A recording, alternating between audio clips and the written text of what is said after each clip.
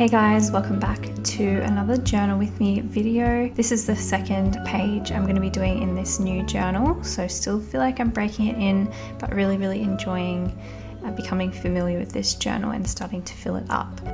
So the ephemera that I have today to put into my journal are the cinema tickets. I also have some photos from the cinema. I also have a perfume box and a magazine clipping that I just thought was a interesting and aesthetically pleasing image. I'm starting out with my favorite pieces of ephemera, which are the cinema tickets and the photo.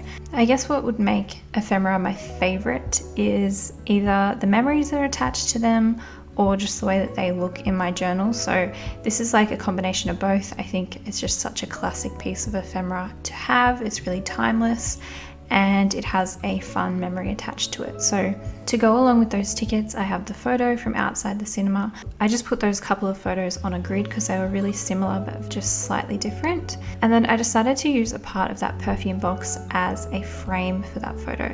So I'm going to staple that little photo down the middle of that little box piece, and that's just going to add a little bit more decoration to that and give it something to sit on. So I decided to slip that straight into the wallpaper pocket that's already on the page. And then I'm just going to glue those tickets down the side there. They fit really well on that narrow page, and then the extra ticket I'm going to put on the opposite side just because it didn't fit.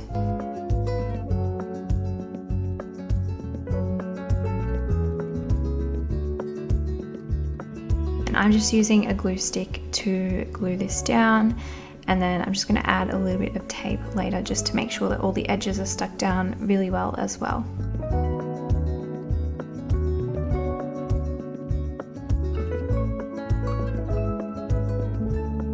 So a good tip is to sometimes just use a combination of adhesives. So if you're not sure if something is stuck well, you can use a combination of things. So sometimes I like to use some glue, and then I'll also use some tape, and I'll also use staples or something like that. Or sometimes I'll use double-sided tape and then I'll add a staple just to make sure, just to give me that peace of mind that it's not going to come off the page, and just to make sure it's stuck down super well.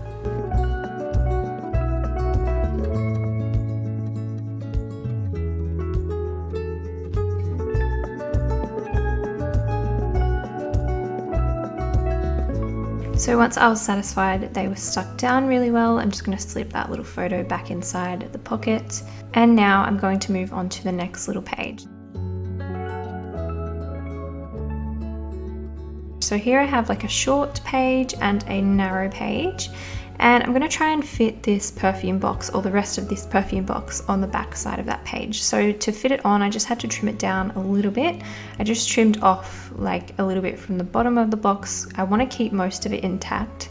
And what I want to do is just stick this straight down on the page, which I'm going to do with staples just because it's quite a thick cardboard. And then what I'm going to do is take the actual perfume and I'm going to spray it over the top of that box. And that's just going to infuse the smell into the journal or onto this page, which will just make it kind of more interactive in a way. It sort of brings it to life. So you can always sort of think about your senses, so touch or sight or smell, all those things, like different textures, different smells and different sights. Sights is probably the most easiest of the senses to infuse into a journal, but there are other things you can include, like perfume for example, to add that extra sense into the journal, which just kind of like heightens your experience when you're reliving those memories.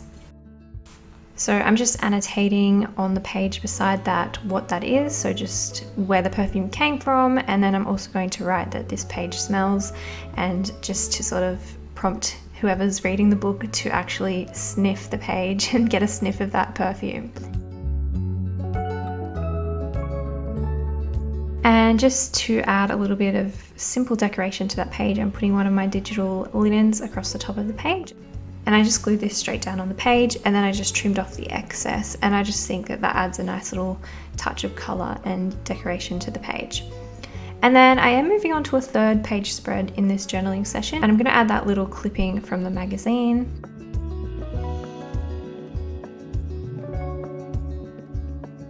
I've also got another one of my little linen printables here. It's a nice little oval shape which fit really well on that slim page, I'm just going to add that again to decorate the page. I really love the look of these linens. I feel like I'm never going to get sick of them.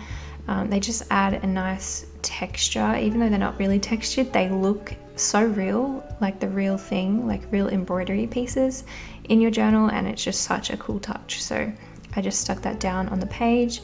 And then below that magazine photo, I'm just going to add a spot to journal. And I'm just using some vintage ledger paper, which is just some like discolored lined paper, which has a cool vintage look to it. I'm going to glue that straight down on the page, but I'm going to fold it up in half, and that way I can journal inside and it can be a little bit hidden. So if you ever want to write something that's more personal to you, or you just don't want it to be on display, or you feel like it's very easily seen in your journal, it's quite easy to hide that journaling away. You can just fold a piece of paper up like I did to create a little fold out, or you can hide it away into a pocket or an envelope or something, just so that it's a little bit more hidden away, and so you can feel a little bit more secure about that. In addition to that, all I did was just add a little quote on top of the magazine photo. So I did that with white pen. I just went in first with a pencil to make sure that it was going to fit well and look right and be sort of centered on the image. For my journaling, all I did was write my top goals for 2021. So if you would like a prompt for your own journaling this week, I suggest writing your top goals. And I just sectioned mine off into different categories. So I did health, financial, personal, work, and home. And that just made it really easy for me to break down my main goals in my life and all the different areas of my life, and just give me some clarity moving forward into the new year.